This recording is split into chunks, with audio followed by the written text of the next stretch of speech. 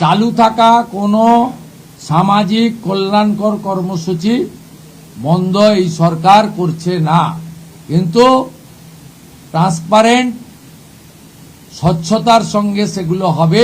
চালু থাকা কোনো সামাজিক কল্যাণকর কর্মসূচি বন্ধ এই সরকার করছে না, কিন্তু ট্রান্সপারেন্ট স্বচ্ছতার সঙ্গে সেগুলো হবে। কোনো চালু থাকা সামাজিক প্রকল্প বন্ধ হচ্ছে না। এটা আমরা আমাদের কর্মসূচি প্রচারকালীনও বলেছি। কোনো চালু থাকা সামাজিক প্রকল্প সে 30 বছর আগের হতে পারে, 10 বছর আগের হতে পারে, কোনো সামাজিক প্রকল্প আমরা বন্ধ করছি না। আমরা